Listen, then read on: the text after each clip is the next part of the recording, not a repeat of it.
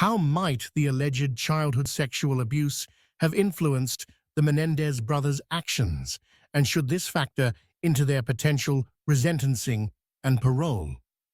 Conversely, how do we ensure that justice is served for the victims, considering the severity of the crime committed? The role of media and public perception. In what ways has media coverage shaped public opinion, and potentially the legal proceedings in the Menendez case? On the flip side, how can the justice system maintain impartiality amidst such intense media scrutiny and public interest? Parole and resentencing implications. How should the parole board weigh the long-term impact of childhood abuse against the nature of the crime when considering parole and resentencing?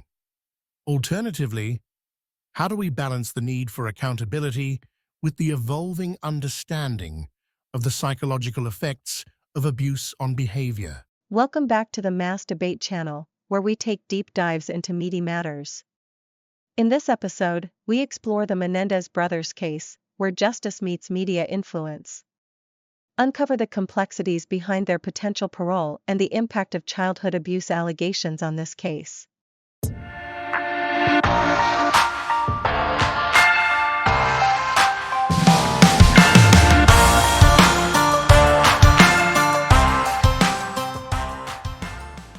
Hey there, deep diver. Ready for another deep dive? Always. Awesome.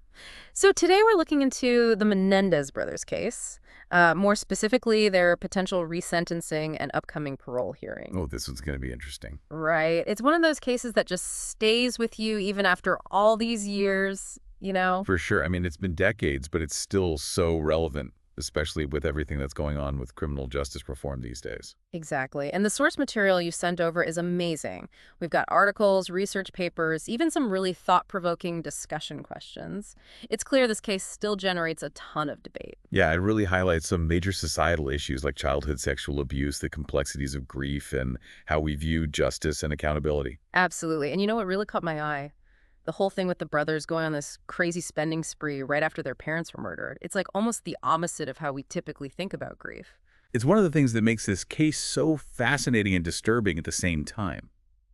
It forces us to question our assumptions about human behavior, especially under extreme stress. Like, how do you process something like that? Right. It's hard to even wrap your head around it. So let's start with the issue of childhood sexual abuse, which was a major part of their defense. You included some really informative stuff from the National Center for PTSD. Yeah, that's a great place to start because it lays the groundwork for understanding the potential long-term effects of abuse, both psychologically and behaviorally. And it's important to remember that abuse isn't always physical. The source defines it much more broadly. It can include things like forcing a child to watch pornography, which is just horrifying. Absolutely. And the statistics are staggering. Yeah. 1 in 6 boys and 1 in 4 girls experience some form of sexual abuse before the age of 18. It's far more common than people realize. That's a truly disturbing thought. And those experiences can lead to all sorts of long-term problems: PTSD, depression, substance abuse, difficulty forming healthy relationships. It's like a ripple effect that can impact every aspect of a person's life. And that's where it gets tricky, because some signs of abuse aren't always clear-cut. They can be easily misinterpreted or attributed to other factors. Like just being a typical teenager. I mean, think about it. Teenagers are often moody, rebellious, sometimes even aggressive. But what if those behaviors are actually a sign of something much deeper? Exactly. We have to consider the possibility that what looks like typical teenage angst could actually be a manifestation of past trauma. And that has major implications for how we identify and address abuse. Especially for mandated reporters, teachers, counselors, doctors who are legally required to report suspected abuse. There's a question in the discussion prompts that asks why none of them flagged any potential abuse in the Menendez case. That's a really good question, because we're talking about teenagers here, not little kids. They were out in the world interacting with adults outside their family. You'd think someone would have noticed something, right? Right. But then again, teenagers are often very private, and they might be afraid to speak up, especially if they've been threatened or manipulated by their abuser. And that's one of the limitations of mandated reporting. These systems often rely on visible signs of abuse, or on the child disclosing the abuse themselves. But what if the abuse is hidden? Or the child is too scared to say anything? It makes you wonder what was really going on behind closed doors in that family. There's also a question about why family members didn't contact Child Protective Services. That's a tough one. We have to remember that CPS was a relatively new system back in 1989.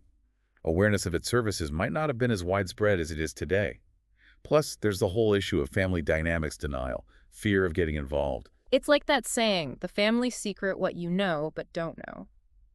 Sometimes the people closest to the situation are the least likely to see it clearly. Or they just choose to look the other way, which is heartbreaking. It is, and it underscores the need for greater awareness and education about abuse and its impact. We need to empower people to recognize the signs and to know how to intervene safely and effectively. Okay, so let's shift gears for a minute and talk about that infamous spending spree.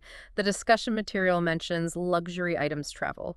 We're talking Rolex watches, designer clothes, trips to Europe. It wasn't just a little bit of reckless spending. It was like they were trying to burn through all that money as fast as they could. Yeah, it's definitely a jarring contrast to the image of grieving sons, especially sons who were just accused of murdering their parents. Yeah.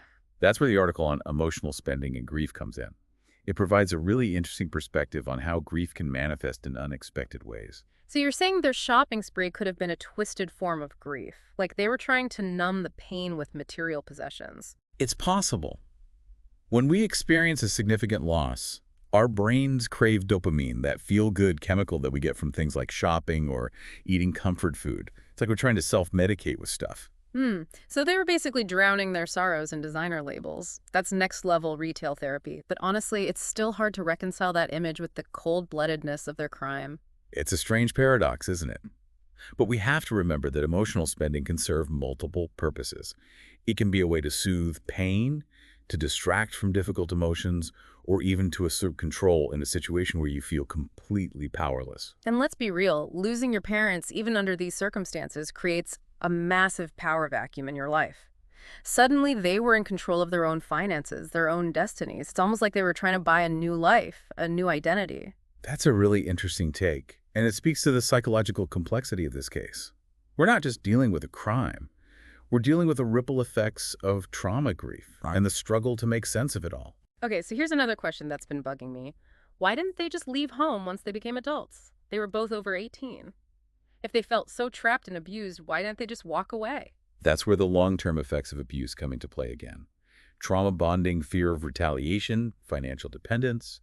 These are all incredibly powerful forces that can keep someone trapped in an abusive situation even when they're legally free to leave. It's like their sense of normal was so distorted by their experiences, they might not have even realized they had other options, or they might have been too scared to even consider leaving. It's a classic case of, this is all I know, so this must be how it's supposed to be. It takes incredible courage and support to break free from that kind of cycle, and they may not have had either. Speaking of missing pieces, let's talk about the missing abuse letter. The discussion material points out that no letter outlining the alleged sexual abuse was presented at their original trials. That seems like a huge oversight, especially if it actually existed. Yeah, that's one of the biggest mysteries of this case. Why wouldn't their defense team use such potentially powerful evidence? It could have completely changed the narrative. Right, but maybe they had concerns about the letter's authenticity, its admissibility in court, or maybe they were worried the prosecution would find a way to discredit it. Or, and this is just speculation, maybe the brothers themselves chose not to present it. Perhaps they were ashamed, afraid of the backlash, or trying to protect their family's reputation even in death. It's hard to imagine the pressure they were under. Yeah, and we have to remember that public perception plays a huge role in these high-profile cases. You included a quote from Hazel Thornton, a juror from the first trial. Oh yeah, juror number 9. She's been very vocal about how the media portrayed the case, calling it prosecution biased. She believes the media's focus on the brothers' wealth and lavish lifestyle created a presumption of guilt before they even stepped foot in the courtroom. It's a reminder that even in a court of law, perception can be just as powerful as evidence. Absolutely. And that's why it's so important to approach this case, in any case really, with a critical eye. We need to question the narratives we're presented with, consider multiple perspectives, and resist the urge to jump to conclusions. Couldn't agree more. Well, we've covered a lot of ground, but there's still so much more to unpack. This case is like an onion. The deeper you peel, the more layers you find. So true. And in the next part of our deep dive, we're going to delve even deeper. We'll explore the current legal landscape, the potential outcomes of their parole hearing, and the evolving debate around criminal justice reform. It's going to be fascinating. Can't wait. See you on the flip side, Deep Diver. See ya. Welcome back, Deep Diver. Back for more on the Menendez brothers' right. You bet. This case just keeps getting more and more interesting. It does. We left off talking about media bias and public perception now. Let's fast forward to today. Like, where are we now legally with Lyle and Eric? Okay, so things have definitely shifted since their 1996 conviction. Well, yeah. I mean, that's a lifetime ago. Right. Back then, it was a pretty open and shut case, life without parole. But the legal landscape has changed, especially in California. You mean because of those changes to sentencing laws for minors, right? Exactly. Those changes have created a pathway for resentencing, which is what their current legal team is focusing on. So there's a chance they could actually get out of prison. Like, for real. It's not a guarantee, Yeah. but yeah, the possibility is there. The judge could potentially reduce their sentence, maybe even to a point where they'd be eligible for release soon. Whoa. Okay, that's a big deal. So how does the parole hearing fit into all of this? Isn't that still happening? Absolutely. It's a separate process, but it's definitely connected. The parole board's decision could influence the judge's decision on resentencing. Gotcha. It's like one big puzzle, all these pieces fitting together. Yeah, pretty much. And the parole hearing is going to be intense, especially with all the media attention this case always gets. I bet. It's like a real-life courtroom drama unfolding in front of the whole world. You said it. Public opinion plays a huge role in these high-profile cases, and the Menendez brothers case has always been a lightning rod. It's fascinating how much public opinion has shifted over the years, though. Right. Totally. I mean, back in the 90s, most people seemed pretty convinced of their guilt. Now there's this growing movement that believes they were victims too and that their sentences were way too harsh. It's really interesting how our understanding of trauma and abuse has evolved. Right. We're more aware now of the long-term effects and how those experiences can impact someone's actions. Yeah. Back then, it was much harder to talk about these things, like there was the stigma around mental health and abuse. Now there's more openness, more empathy. Definitely. The hashtag #MeToo movement played a big role in that. Yeah. It really brought the issue of abuse to the forefront of our national conversation. For sure, and with that increased awareness comes a more nuanced understanding of cases like this. People are starting to see the Menendez brothers not just as cold-blooded killers, but as potentially damaged individuals who were shaped by their traumatic past. Of course, there are still people who believe that no matter what their childhood was like, they still committed murder and need to be punished accordingly. It's a complex issue. No easy answers. For sure. It's like a moral and ethical tug-of-war trying to balance punishment with rehabilitation, accountability, with compassion. And that's the challenge facing our justice system right now. Right. We're in this period of transition, trying to move away from a purely punitive approach and toward a more restorative one. Right, and that brings us back to the Menendez brothers. They were young when they committed these crimes, and they've spent decades in prison. Has that time changed them? Have they shown remorse? Are they even capable of reintegrating into society? Those are the million-dollar questions. Yeah. And those are the things the parole board will be trying to figure out. It's a tough job weighing the severity of their crime against the possibility of rehabilitation. And the risk to public safety. Right. If they're released, will they pose a danger to others? That's got to be a huge concern. Absolutely. It's a delicate balancing act, and there's no way to please everyone. No matter what the parole board decides, someone's going to be unhappy. It's almost like this case forces us to confront our own beliefs about justice and forgiveness. Do we believe in second chances? Can people truly change? And what does accountability really look like? Big questions, right? Yeah. This case goes way beyond just one family's tragedy.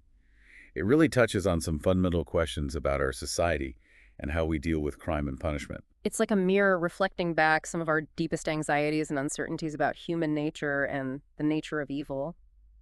You also brought up a point in the discussion, questions about the media's influence on high-profile cases, and I think that's really important to consider here. Totally. It's almost impossible to escape the media's influence, especially in a case like this with all the drama and intrigue. It's a true crime story that just grabs people's attention. And the media has this power to shape the narrative, often in ways that can be incredibly persuasive, even manipulative. Yeah, it's like they're feeding us a story, and we're so eager to consume it. We want the good guys, the bad guys, the clear-cut resolution.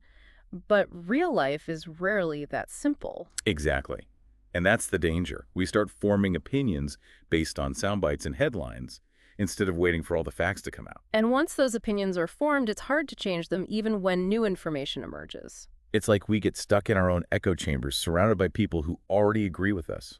And that can make it really difficult to have a productive conversation about these complex issues. Okay, so circling back to the Menendez brothers, Do you think the media's portrayal of them influenced the outcome of their original trial? That's hard to say for sure. But we know that jurors are human beings. They're exposed to the same media coverage as everyone else. So it's definitely possible that those narratives influence their perceptions of the case. It makes you wonder how much of what we believe is based on actual evidence and how much is shaped by the stories we're told. That's why it's so important to be critical thinkers, to question everything and to seek out multiple perspectives. We can't just passively absorb information. We need to actively engage with it, analyze it, challenge it. Speaking of questioning everything, one thing that really stood out to me was the whole mystery surrounding the missing abuse letter. Why wasn't it presented at their original trial? It seems like that could have been a game changer. Yeah, it's a huge question mark. If such a letter existed, why wouldn't their defense team use it? It could have potentially swayed the jury in their favor. Maybe they were worried about its authenticity or whether it would be admissible in court. Or maybe, and this is pure speculation, the brothers themselves didn't want it used. Maybe they were afraid of the public humiliation or the damage it could do to their family's reputation even after their parents were gone. It's hard to know for sure. It's a reminder that even in a high-profile case like this, there are still so many unanswered questions and hidden truths. We may never know the full story. And that's what makes it so fascinating, right? Mm-hmm. It's a puzzle with missing pieces, a mystery that may never be fully solved. It's like one of those true crime documentaries that leaves you with more questions than answers. Exactly.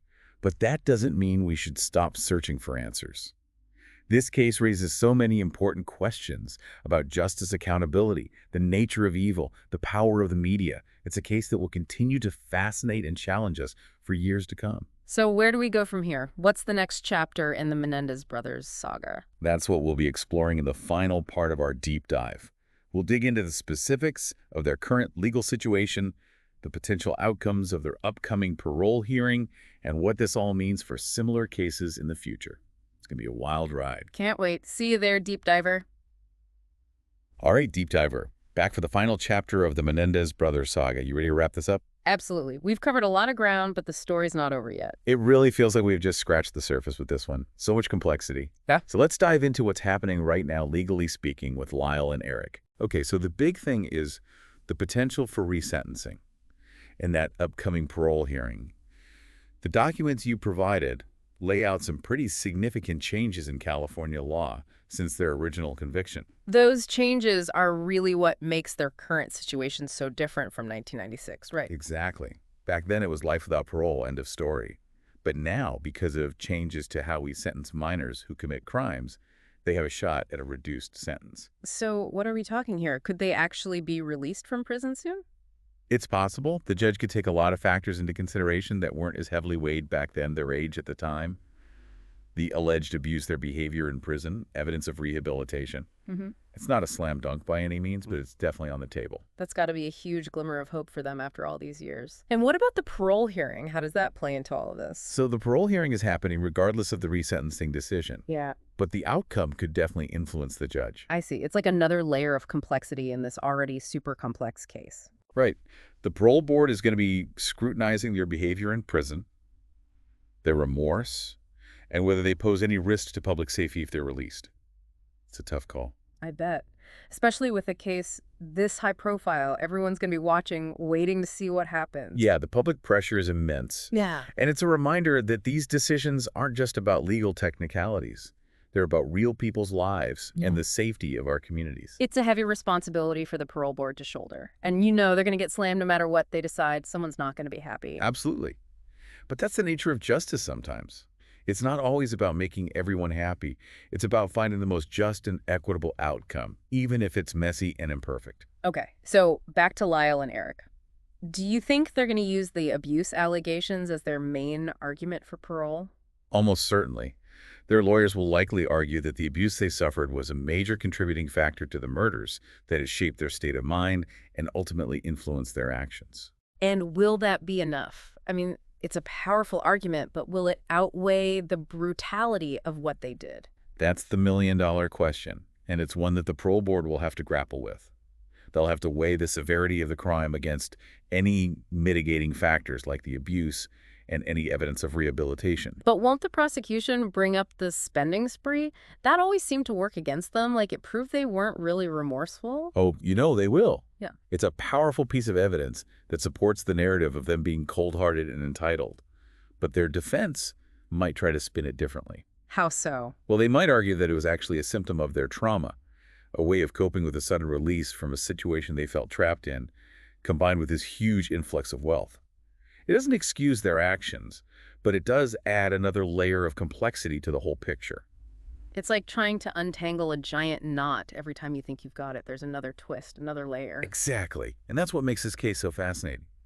It's a psychological puzzle, a moral dilemma, and a legal battle, all rolled into one head. It really challenges our assumptions about right and wrong, guilt and innocence, punishment and rehabilitation. And it highlights the flaws in our justice system. We're still struggling to figure out how to balance accountability with compassion, how to address the root causes of crime, and how to create a system that truly promotes justice and healing.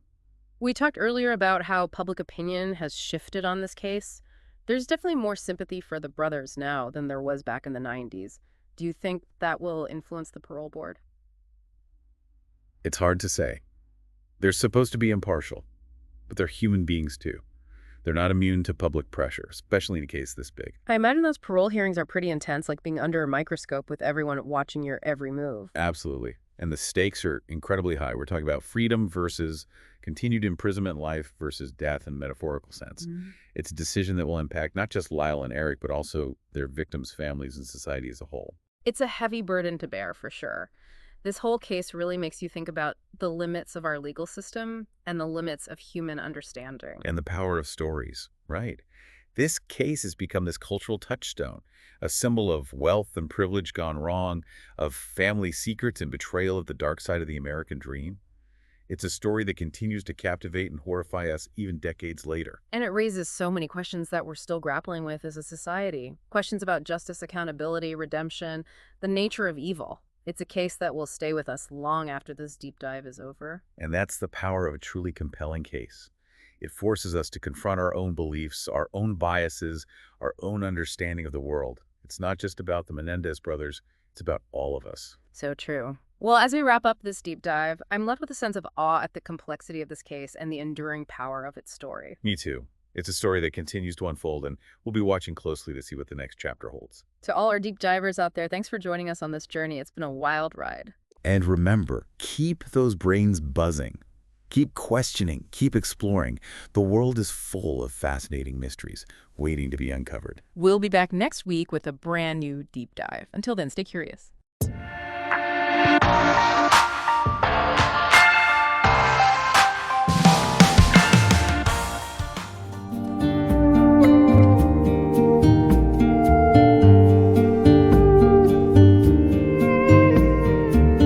Past shadows on cast, the truth unfolds, navigating the past, the stories we told. Just this way to find unknown landscapes, searching for peace of mind through new escapes in the light of hidden tales. Hope emerges and prevails.